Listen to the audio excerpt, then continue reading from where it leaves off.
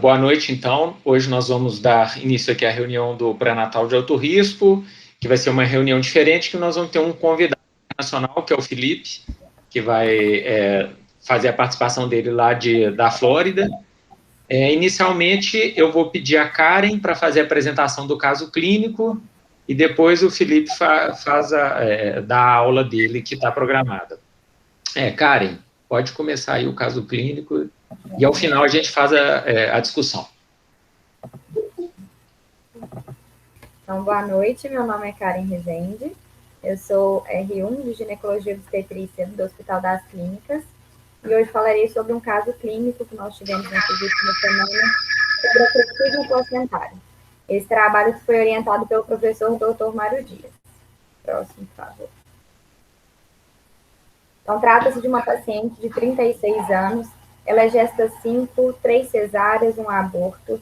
A idade gestacional dela, da admissão, era 35 semanas e um dia.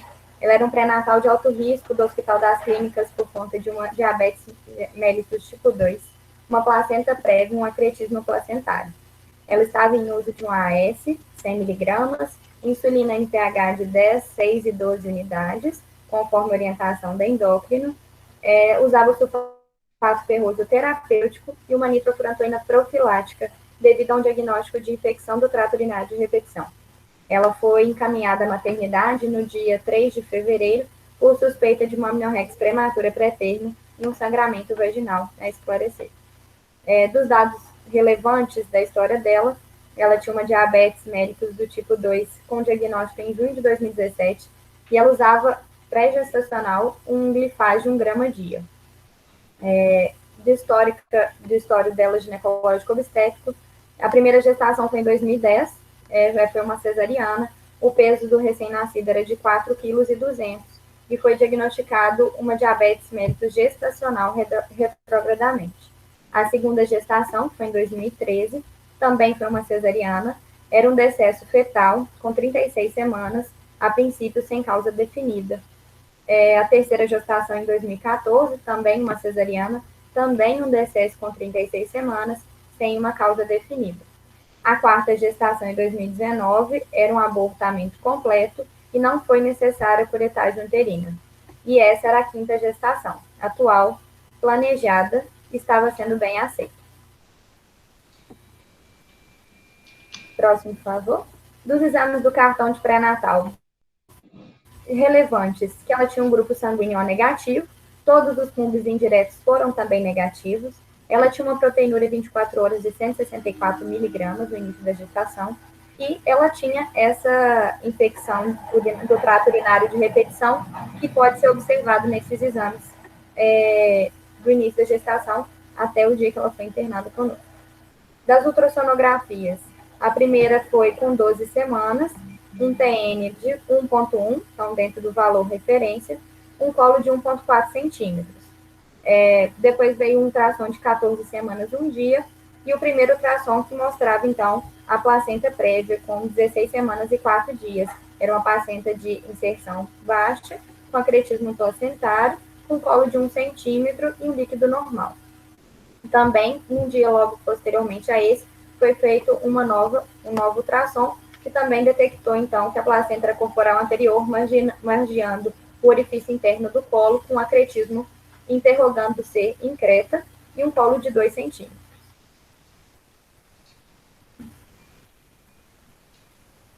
Próximo. É porque eu tenho que parar aqui para aceitar as pessoas novas, mas vamos continuar. A ultrassonografia do dia 29/10, então, era uma biometria de 22 semanas e um dia, era um peso de 496 gramas e uma placenta prévia também, um morfológico sem alterações, e a partir desses próximos ultrassonografias foram feitas em nossa instituição. Era uma biometria de 25 semanas, com peso de 874 gramas, líquido normal, com a placenta corporal anterior prévia com acretismo associado. E também foi visto nesse ultrassom de 8 de dezembro e no dia 15 de janeiro. A ressonância que ela realizou em nossa instituição, no dia 27/1, tinha os seguintes critérios. Era um feto único, viável, cefálico, com uma circular de cordão, placenta de implantação isquímica anterior com espessura máxima de 105 milímetros, intensidade de sinal usual, aderência vilosa penetrando em toda a espessura do miométrio e atingindo além da serosa, então, portanto, percreta, e recobrindo completamente o ósseo interno do colo uterino, portanto, prévia completa do tipo 4. Próximo, por favor. Aqui estão algumas imagens para ilustrar o que eu acabei de mencionar. Nessa ultrassonografia, a gente pode observar, então, a placenta recobrindo todo o ósseo interno, né, do útero da paciente, e também, devido ao Doppler, nós podemos observar que há uma infiltração para a bexiga, podendo, então, ter esse diagnóstico de acretismo associado. Também é possível ver nessa segunda imagem a mesma coisa que eu acabei de mencionar. Esse é o ultrassom endovaginal, né, cara? Ele estava cobrindo, aqui não está nem aparecendo o colo, mas a placenta estava totalmente na frente do colo uterino. Na ressonância nuclear magnética, é possível observar, então, que a placenta ela é prévia, né, recobrindo todo o orifício interno do colo também, com sugestibilidade de ela estar também invadindo a bexiga, como mostra essas duas imagens. Próximo, por favor. No exame físico da admissão, então, do dia 3 de fevereiro, ela tinha uma PA de 120 por 80, tinha presença de uma contração de 20 segundos em 10 minutos, ela tinha um BC efetivo e o forro perineal tinha algumas rajas de sangue com ausência de odor característico de líquido amniótico. Ao exame especular, era presente um pequeno coágulo em fundo de saco e ausência de estrangulamento ativo. Não foi realizado o toque. A cardiotoco de origem, que ela foi então encaminhada da maternidade de Lagoa da Prata, era categoria 1. Portanto, foi internada, prescrita a primeira dose de betametasona, feita a proposta de um novo ultrassom na manhã do dia seguinte, deixaram ela de forro e em jejum, fizeram a reserva de derivados da hemotransfusão maciça e prescrita a insulina e mantida em curva glicêmica. Próximo, por favor.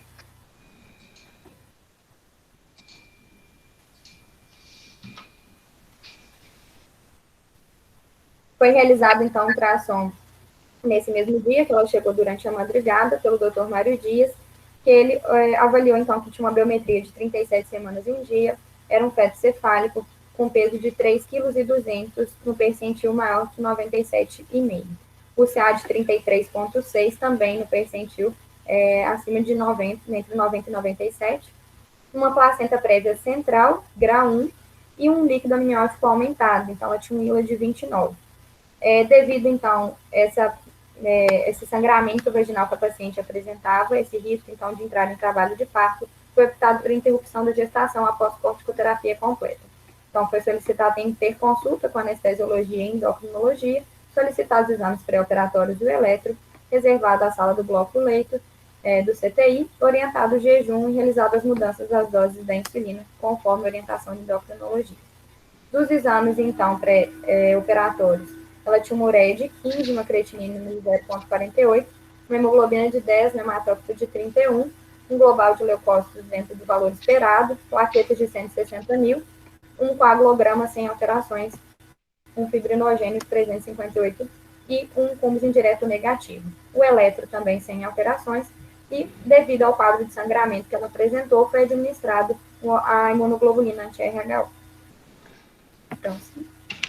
Então, a paciente foi submetida a cesariana, com uma esterectomia abdominal total por acretismo placentário e rafia de cúpula vaginal, com colocação de duplo J em ambos os ureteres, e a rafia também vesical em 4 de fevereiro desse ano. Realizado esse procedimento sobre raquianestesia, depois da extração do RN, foi complementado com anestesia geral. Então, foi feita a extração do RN vivo, cefálico, único masculino. O APGAR foi 8h08 e hora do nascimento 9h56 da manhã. Então, foi deixado o dreno abdominal JVAC e uma sonda vesical de demora. O útero e a placenta foram enviados para o estudo anatomopatológico. Então, a conduta foi encaminhar ao CTI após o procedimento, mensuração dos débitos, tanto do dreno quanto da sonda, que seria mantida, então, por 14 dias, a curva glicêmica, a profilaxia para trombose venosa profunda e a nitrofurantoína profilática, que ela já estava em uso, e o RN ele foi encaminhado para a UTI neonatal devido a um desconforto respiratório e uma hipoglicemia neonatal. Próximo, por favor. Então, aqui tem algumas imagens. Essa imagem a gente, então, pode ver a esterotomia transversa alta próxima ao fundo uterino. Foi feita, então, uma extração do RN de forma podálica devido ao estado da placenta, devido a essa inserção baixa, esse acretismo placentário. Próximo, por favor. Nessas duas imagens, então, a gente pode ver a dissecção e a oclusão da artéria, da aorta intrarrenal. Nessa primeira imagem, então, tem a dissecção, e a segunda é essa oclusão da aorta para que houvesse um menor sangramento da paciente durante o procedimento. Então, por favor. Nessas duas imagens, a gente pode ver a inserção do catéter duplo J. Nessa primeira, a gente vê essa inserção via vesical, que era do ureter esquerdo. Enquanto do ureter direito, devido a uma invasão de paramétro à direita, foi necessário, então, fazer uma secção do ureter com posterior inserção do catéter duplo J e, por fim, essa anastomose ureteral. As outras duas imagens, então, a gente pode ver, então, a esterectomia total, que foi realizada, e nessa segunda imagem, o comprometimento total da circunferência uterina por essa invasão placentária, atingindo até a serose e ultrapassando essa serose, comprometendo a bexiga da paciente. Então, no dia 5/2, o paciente estava no UTI, estava alerta, estava hemodinamicamente. A curva hematimétrica, então, da admissão, ela tinha uma hemoglobina de 10 e teve essa queda para 7,2. Foi realizada essa hemotransfusão de 300 ml de concentrado de hemácia. No dia 6/2, ela já estava no leito do pré-parto. Ela tinha um débito no dreno abdominal de 580 ml em 24 horas. E na sonda vesical de demora, uma diurese hematúrica de 1.550 ml em 24 horas. Devido ao sangue do RN ter sido positivo, com câmbio direto negativo, foi administrada uma nova dose de imunoglobulina, um CRHL. Foi feita uma análise da insulina e os exames dela estavam dentro do valor de referência, e a hemoglobina de 8 com hematócrito de 24,7.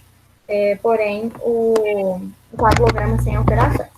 No dia 7/2, a paciente também já estava no nosso leito do pré-parto.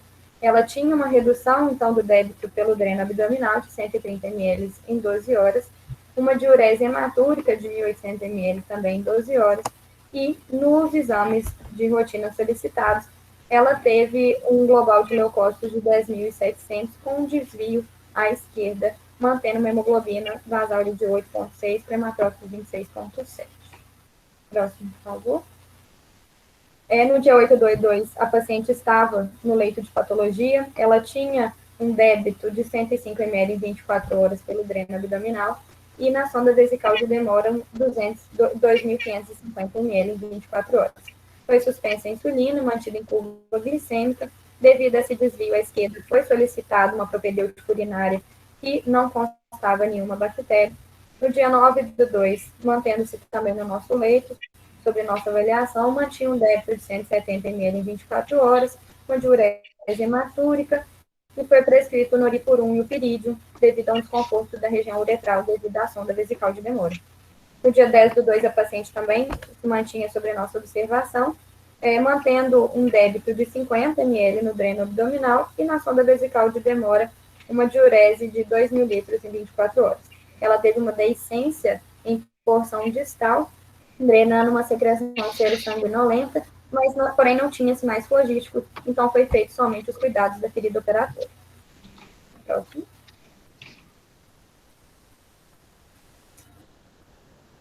Os exames também, ela mantinha esse desvio à esquerda com uma hemoglobina de 7,4 nesse exame do dia 10. No dia 11, ela já tinha reduzido bastante o débito dela do dreno abdominal, a diurese se mantinha em 2.000 litros em 24 horas, o RN recebeu a alta do UTI neonatal e foi permanecer junto à mãe nesse dia, e no dia 12, a paciente apresentando bom estado geral, não tinha nenhuma queixa, os exames dela não tinha mais o desvio à esquerda, a hemoglobina dela se manteve com 8, com hematócrito de 25,3, Ela recebeu alta médica com orientações de acompanhamento em ambulatório de cirurgia ginecológica e da endocrinologia. Foi prescrita a metformina para o uso domiciliar com controle glicêmico, orientada a manutenção da sonda e os cuidados com a ferida operatória. O RN recebeu alta médica junto à mãe em bom estado geral. Obrigada. Muito bem, Karen. Obrigado. Vou parar aqui a apresentação. Então, foi um caso muito difícil, né? Uma cirurgia muito complicada. Vocês viram que o Admar, que foi o cirurgião, ele teve até que clampar a aorta, de tanto sangramento que tinha. Então, isso motivou a discussão. Será que se a gente tivesse usado a radiologia intervencionista, ter colocado balão intraórtico ou nas hipogástricas, se iria ajudar? Então, eu convidei o Dr. Felipe, que é radiologista intervencionista, que trabalha exatamente com isso, que é meu colega de turma, formado pelo FMG, fez residência de radiologia no Mater Dei, depois foi para o Rio, fez R4 de ressonância, mestrado lá no Rio, e depois, graças a um pôster que ele apresentou no congresso, foi convidado para fazer um fellow em Harvard. Então, para todos vocês que acham que apresentar em pôster em congresso não adianta de nada, né, não serve para nada, o Phil é um exemplo que adianta, porque graças a um pôster que ele apresentou, ganhou primeiro lugar, não foi, Felipe, lá no Congresso Mundial? Aí recebeu uma proposta para ir para Harvard e para os Estados Unidos ele foi e está lá desde então. 15 anos já, né, Phil? Eu acho que você está aí nos Estados Unidos. Vocês estão me ouvindo? Estamos ouvindo, pode falar. Tá, eu mudei para os Estados Unidos em 2005, o plano era ficar 1 ano e eu vim para fazer meu fellowship em radiologia intervencionista.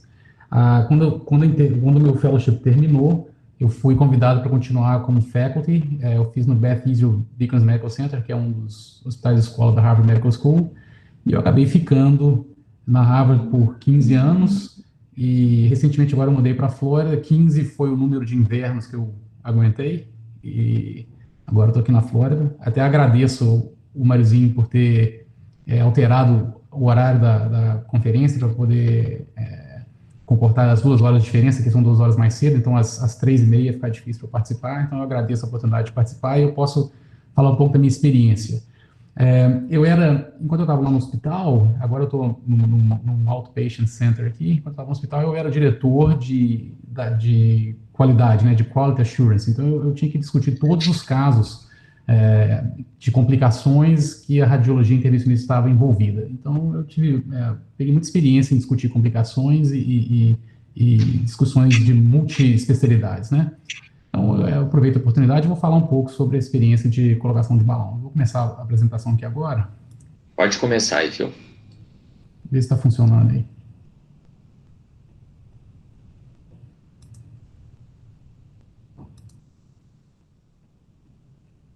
Deu certo aí? Deu certo, estamos vendo. Então, peraí, deixa eu fechar isso aqui, pegar minha apresentação. Bom, vocês estão conseguindo ver direitinho aí? Tá ótimo, pode falar. Beleza, então eu vou falar do papel da radiologia intervencionista nas hemorragias obstétricas. Então, o papel da radiologia intervencionista no sangramento pós-parto imediato é bem estabelecido, né? Então, pacientes com hipotonia uterina, com sangramento pós-parto, a embolização das artérias uterinas é uma forma bem elegante de controlar o sangramento, preservando a fertilidade, evitando uma esterectomia, né? Então, a embolização é feita da seguinte forma. Vocês conseguem ver minha setinha aqui? Estamos vendo, estamos vendo. Tá, então aqui o acesso é feito na artéria femoral direita, um catéter é colocado atravessando a bifurcação das artérias ilíacas, então o catéter principal está aqui na artéria ilíaca interna. Um microcatéter é avançado coaxialmente, né, e esse microcatéter é utilizado para selecionar seletivamente a artéria uterina. Aqui é feito um arteriograma, você consegue ver a grande vascularização do útero no pós-parto. A embolização é feita com Gelfoam, que é um agente temporário, obstrui a artéria temporariamente, ele dissolve e é absorvido em algumas semanas, e depois esse catéter é manobrado para o lado direito, a artéria uterina direita é selecionada, e aqui é um arteriograma mostrando a vascularização do lado direito. A embolização também feita com Gelfoam bilateralmente, né, nas 2 artérias uterinas.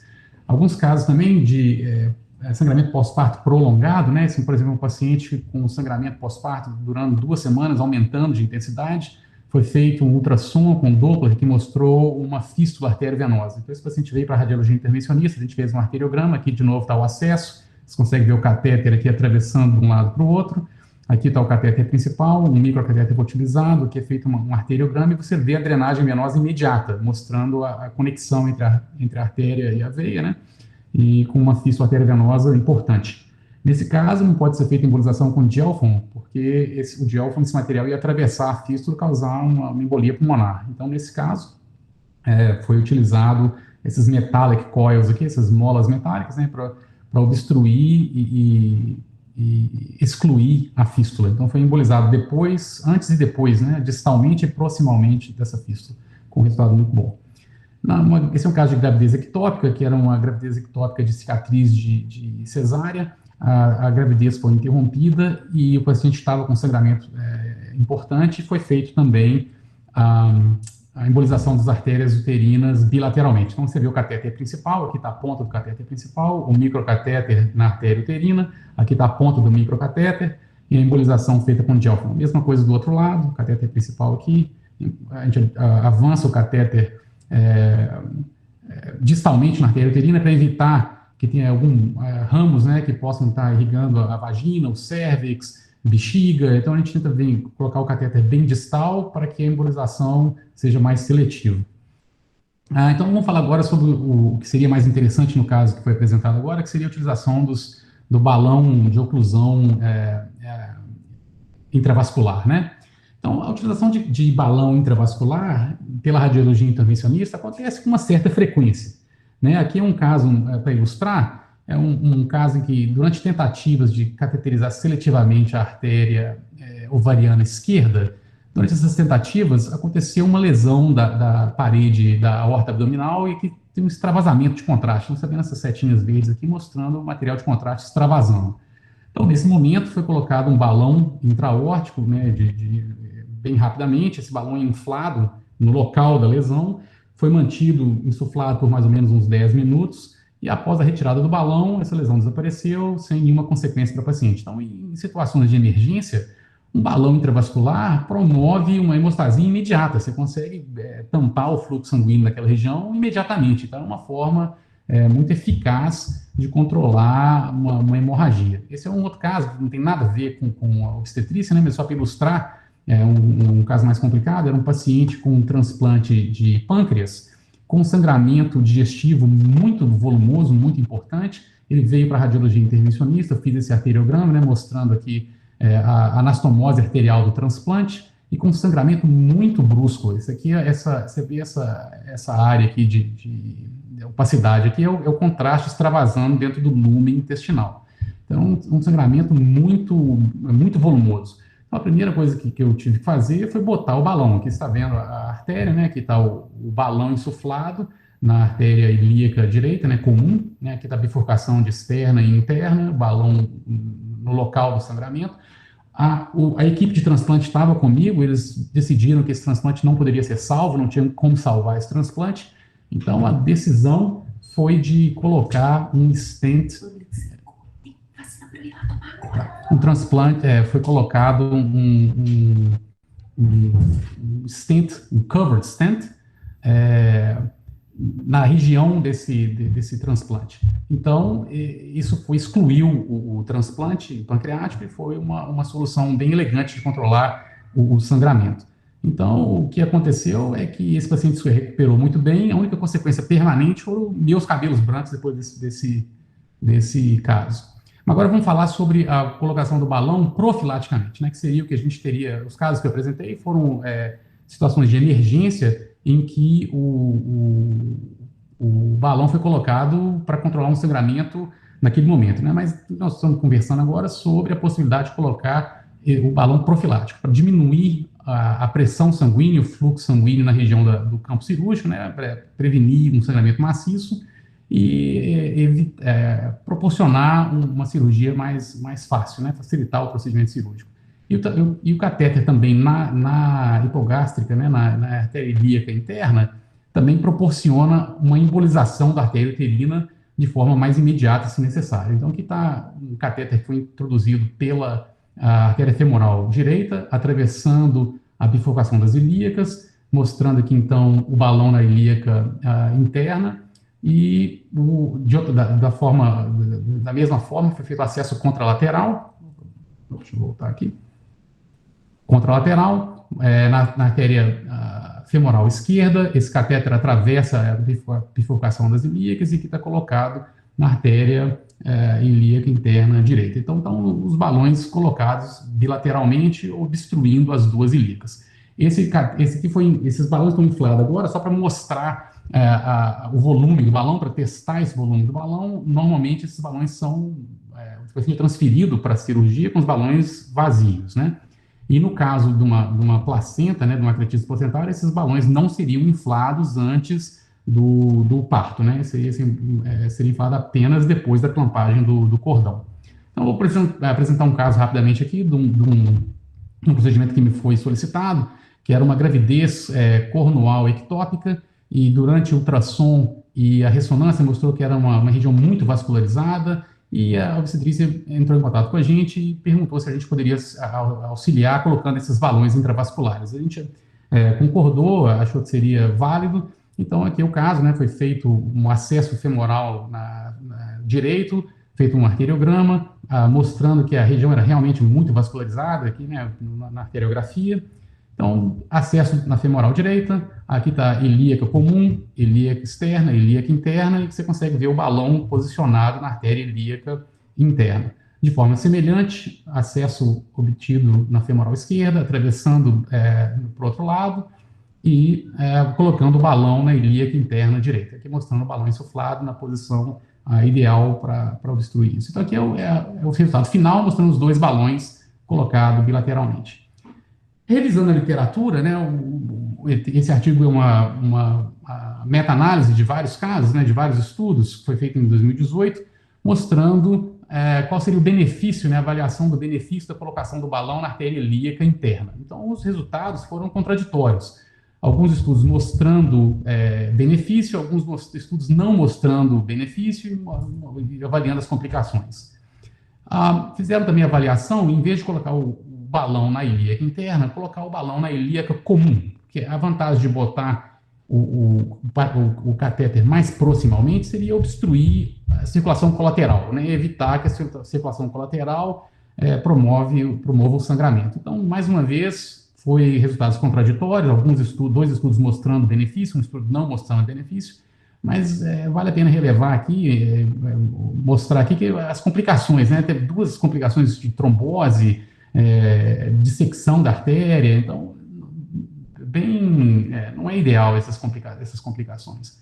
Agora, mostrando o balão na aorta, né, mais proximal ainda. Então, esses estudos todos mostraram benefício, mas com contradições, com algumas ressalvas, que nós vamos avaliar aqui agora. Então, quais foram as limitações desses estudos? Então, todos esses estudos mostraram, eram estudos retrospectivos, né, então não existe estudo randomizado prospectivo, né, que seria o ideal. E esses estudos retrospectivos, todos tinham uma selection bias. Para exemplificar isso aqui, assim, em alguns estudos em que o balão não foi eficiente, eles selecionaram os casos mais difíceis para se colocar o balão. Então, casos mais simples não tinha balão, casos mais complicados, é melhor colocar o balão nesses casos. Então, acabou que transferiu os casos mais difíceis para o grupo do balão. De uma forma oposta, em alguns estudos, quando os pacientes estavam muito instáveis, casos muito difíceis, que não deu tempo de colocar o balão, esses casos mais instáveis e mais complicados ficaram no grupo controle. E isso acabou transferindo os casos mais difíceis para o grupo controle e mostrando um certo benefício do uso do balão. E esses estudos também não levaram em consideração a heterogeneidade do acretismo placentário, né? Casos diferentes de percreta, acreta, increta, não foram levados em consideração na hora de dividir entre os grupos. Então, isso também é uma limitação importante desses estudos. Eu acabei de falar aqui agora, então, de posições diferentes do balão, né? Então, quais seriam as vantagens e desvantagens desses posicionamentos diferentes dos balões? Então, no balão mais proximal, que seria na aorta, né, qual seria a vantagem? A vantagem de botar o balão intra-aórtico seria uma redução bem grande do fluxo sanguíneo para a pelve, né, praticamente total. Seria você está cortando praticamente toda a circulação para a pelve. E o balão mais distal, nas artérias ilíacas internas, você não vai ocluir as circulações colaterais, né? Então você ainda vai ter fluxo sanguíneo para a pelve. O balão mais proximal tem uma outra vantagem, que é apenas um acesso, né? Só o acesso femoral direito, você vai usar apenas um balão. Então seria um procedimento mais rápido, com menos radiação, né, para a mãe e para o bebê.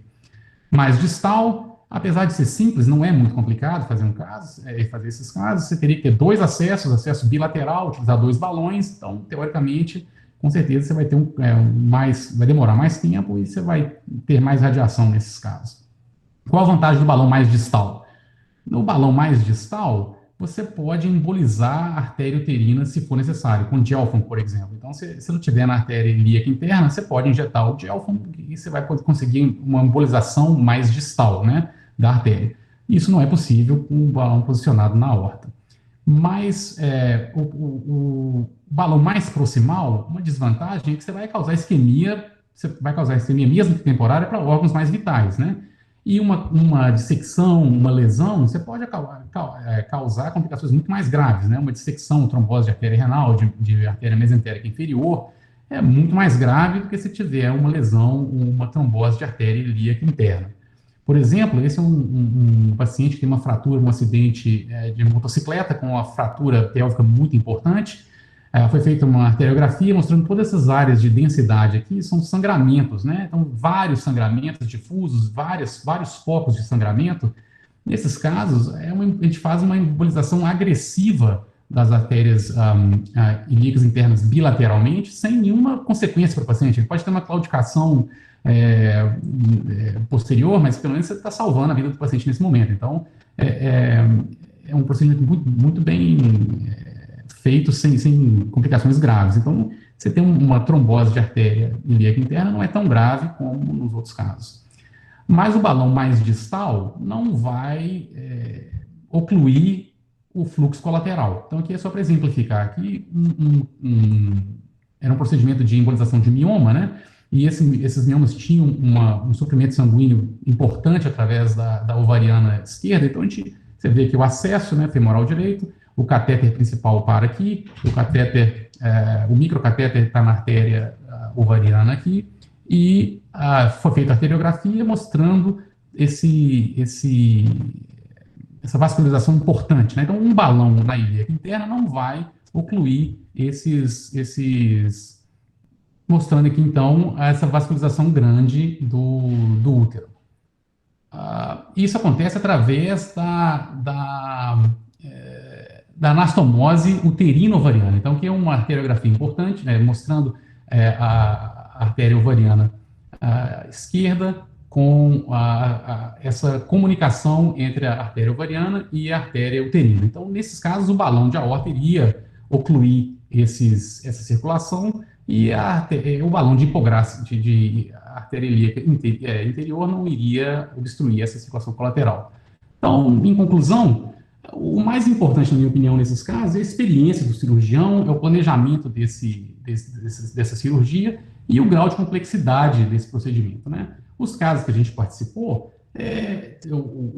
durante o planejamento, tinha sempre disponível um protocolo de transfusão maciça para esse paciente, caso fosse necessário. Outras especialidades estavam disponíveis, por exemplo, urologia, gastro, em casos em que tinha invasão de bexiga ou de intestino. Então, esses casos foram selecionados e essas subespecialidades, outras especialidades estavam disponíveis.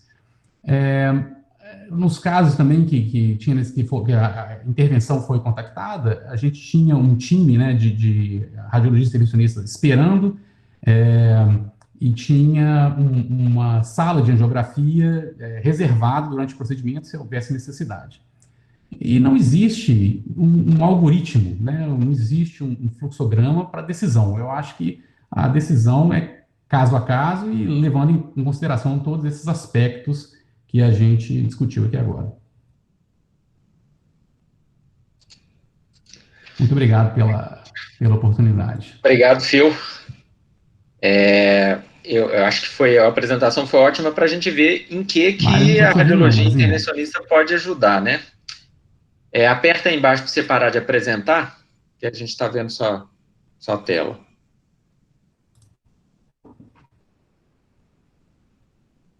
Você está me ouvindo aí? Nós estamos vendo só a tela ainda, põe lá embaixo para parar. Stop presenting lá, ó. Ali em cima.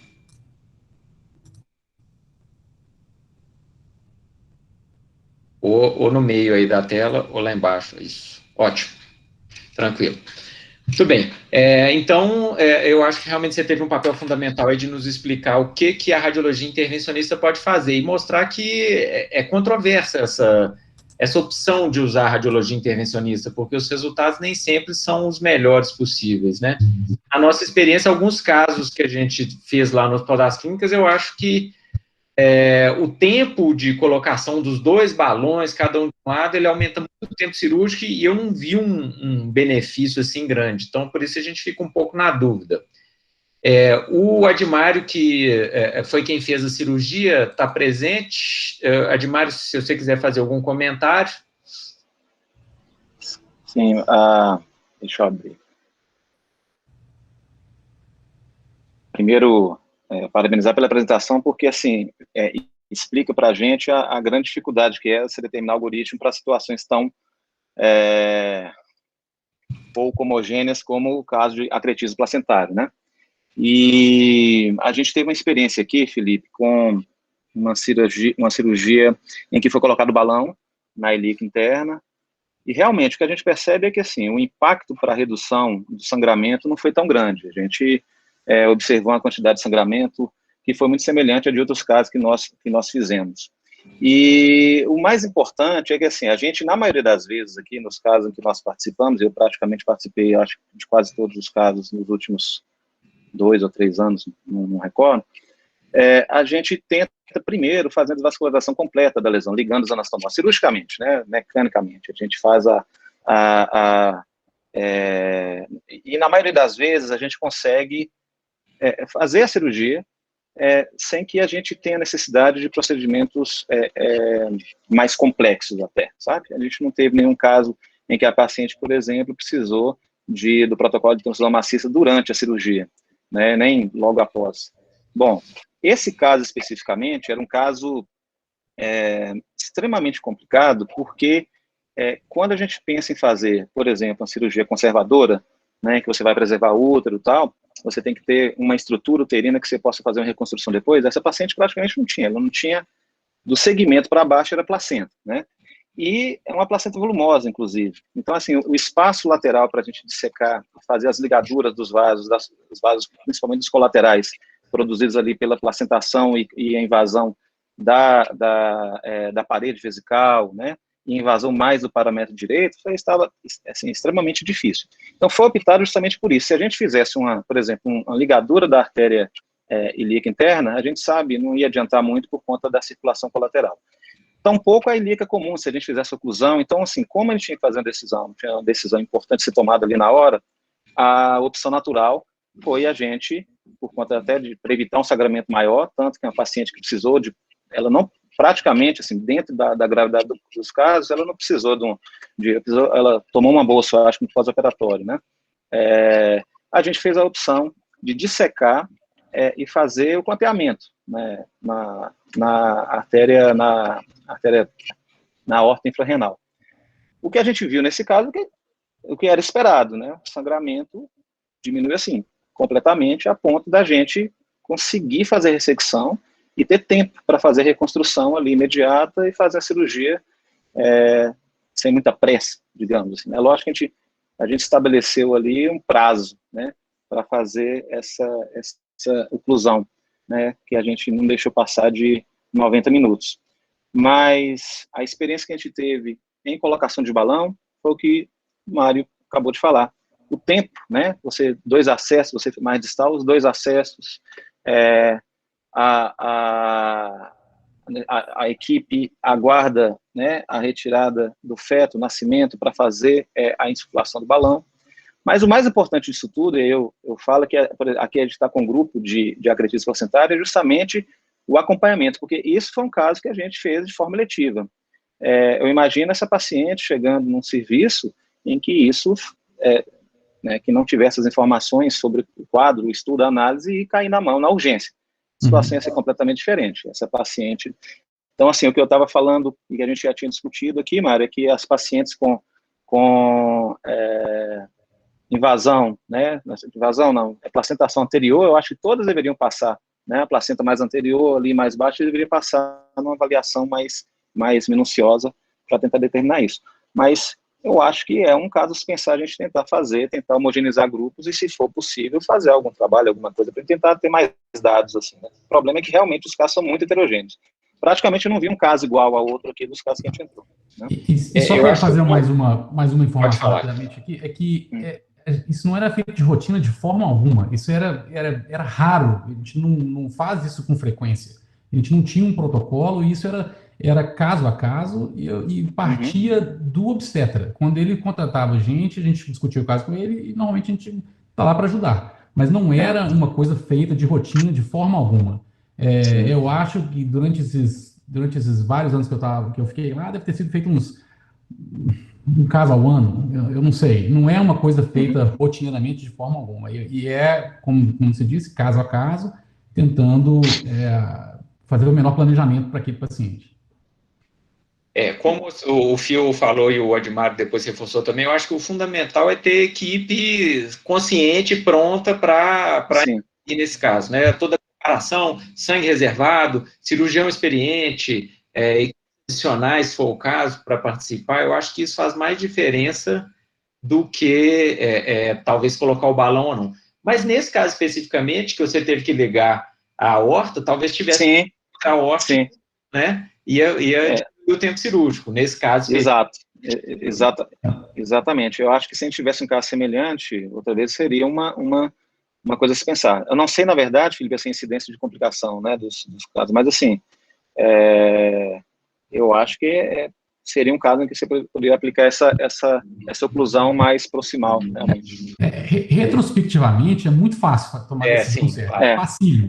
Prospectivamente, que o importante, na minha opinião, é ter um relacionamento bom com a cirurgia vascular, com a radiologia intervencionista, para poder discutir os casos. Se tiver uma oportunidade de discutir esses casos e levar em consideração, é o planejamento que importa, né? Porque o Gabriel está querendo falar, professor Gabriel, que é o nosso, que está coordenando aí o centro de acretismo placentário do Hospital das Clínicas. Então, Gabriel, pode as considerações. Boa noite, Mário. Felipe, obrigado pela sua aula, foi realmente um presente que nós tivemos hoje, né? O Admário, mais uma vez, parabenizar ele, né, pela condução do caso. Eu tive a oportunidade de acompanhar ele na cirurgia, foi realmente uma cirurgia, quase que um compêndio cirúrgico, né, Admário? Teve um pouquinho de tudo. Sim. Né?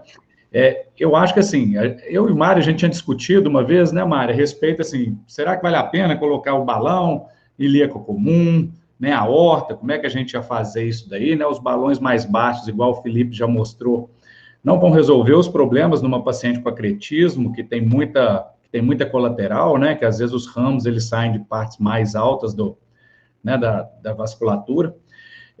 Você vê que alguns estudos também mostram, assim, que teve um momento que teve uma febre desses balões, né, vamos colocar em todo mundo quem tem acretismo placentário, e aí, de repente, eles começaram a ver que você tinha uma taxa de complicação que não era desprezível, né, em torno de 7%, às vezes 10%, que é uma coisa bem relevante, igual você falou, são complicações que não deveriam ocorrer. Eu acho que hoje o que se discute mais, né, a hora que você entra num caso desse com a Admário, acompanha esse caso com a Admário, assim, você vê que em alguns casos, realmente, a gente tem um benefício para ganhar tempo cirúrgico só, né? E assim, e nem sempre nós vamos ter uma pessoa com uma habilidade técnica boa para poder, né, fazer dissecção, né, com segurança, né? Não foi uma dissecção fácil, né, Admário? O Admário mesmo estava falando assim, não, aqui ainda não está fácil a coisa, né?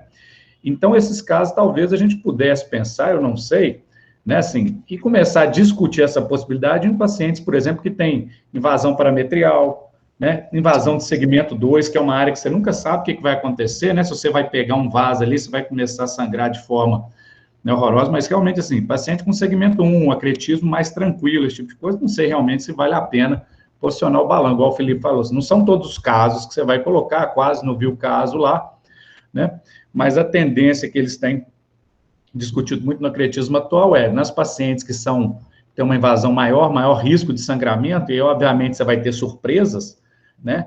Você poderia discutir a possibilidade disso. E uma outra coisa importante também, assim, que eu acho que vale a pena ressaltar, é que esses estudos também sofrem um viés, Felipe, porque, na verdade, ainda tem outra coisa, né? Tem serviço que mostra que 1/4 das pacientes que eles colocam na mesa achando que é acretismo, felizmente, não tem um quadro, né, assim, de acretismo, se eles conseguem retirar a placenta, isso é uma taxa muito alta, né? Eu acho que com o tempo nós vamos depurando isso daí, vai diminuindo.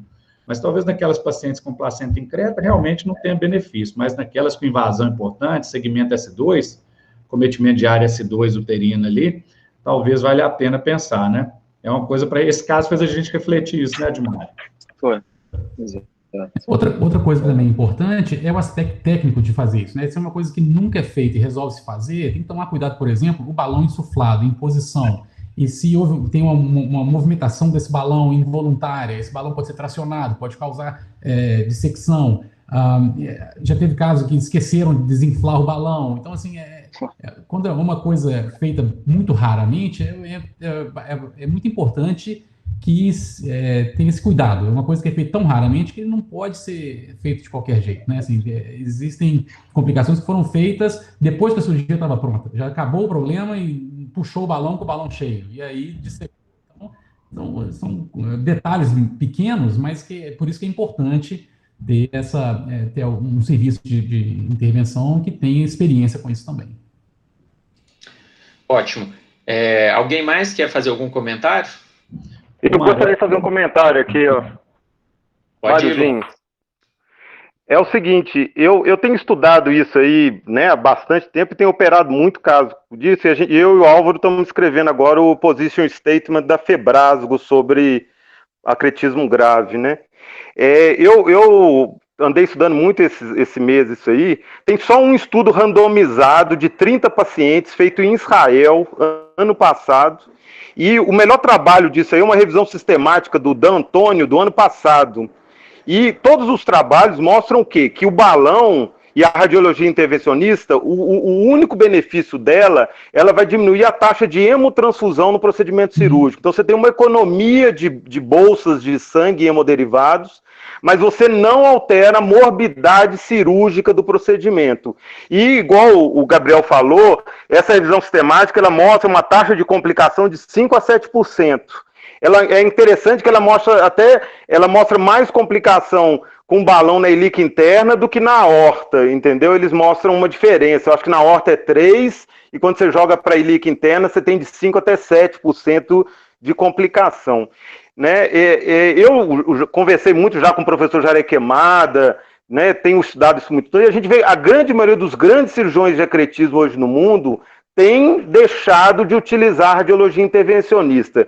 Eles utilizam a radiologia intervencionista quando você tem invasão profunda do paramétrio, que igual o Admário falou, a gente vai ter uma dificuldade muito grande de secção por causa do bolo placentário ali comprimindo a lateral do paramétrio, e invasão do trígono vesical, em caso às vezes que você tem que reimplantar o ureter, né, por causa de uma invasão profunda. Mas é muito raro você ter invasão de trígono vesical em acretismo grave. O que a gente vai ter mais às vezes é invasão parametrial em placenta percreta lateralizada, né? Mas não deixa de ser uma arma, né, acessória. Do ponto de vista de diagnóstico hoje, é inadmissível você deixar passar um acretismo grave, com um ultrassom bem feito e com uma ressonância, você consegue ver até os vasos, onde que ele está invadindo no detrussor, onde que você vai fazer incisão, onde que você vai tirar o menino. Na hora da cirurgia, a gente pode entrar com o aparelho de ultrassom e fazer um escaminhamento uterino direto com o ultrassom e ver onde que você vai abrir a cicatriz. Então, a gente tem aí vários recursos hoje. Agora, é aquilo.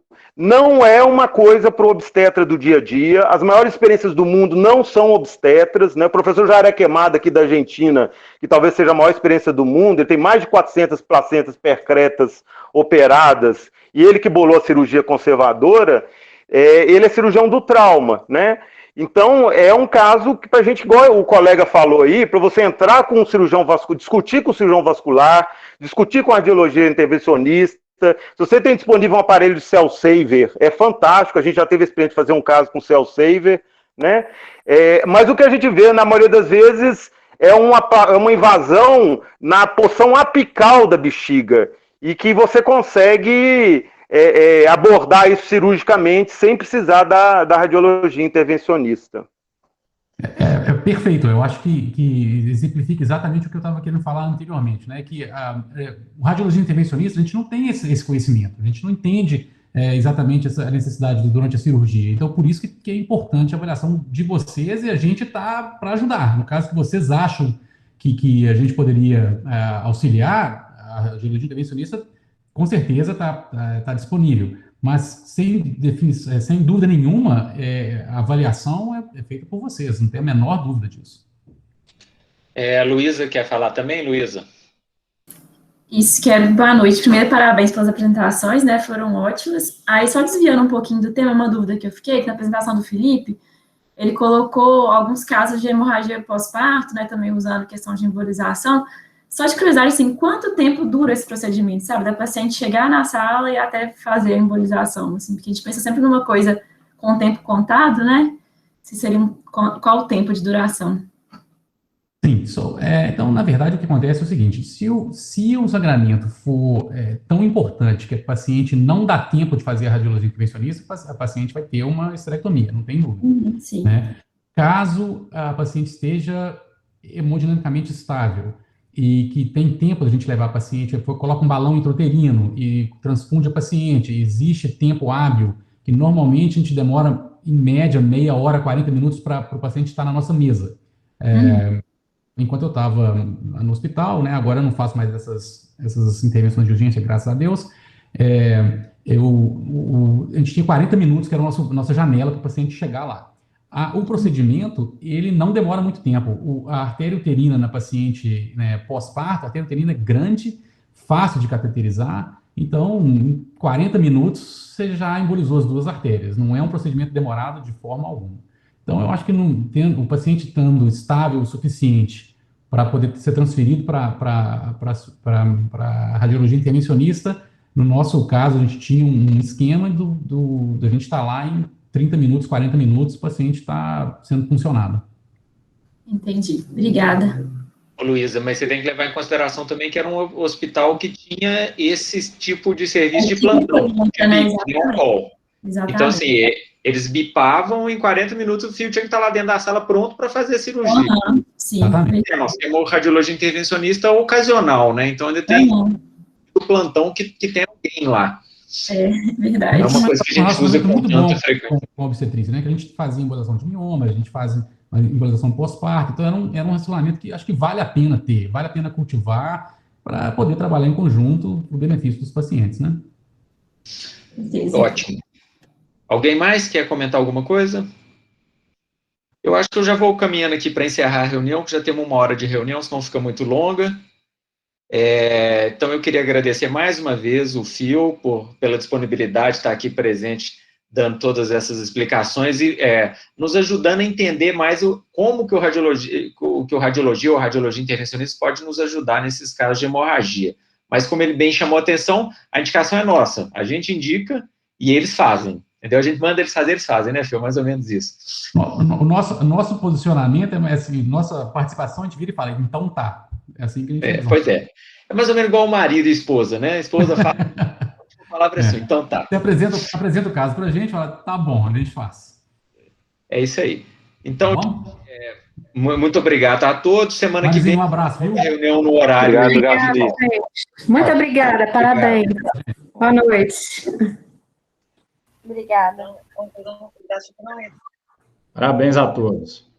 Parabéns a todos.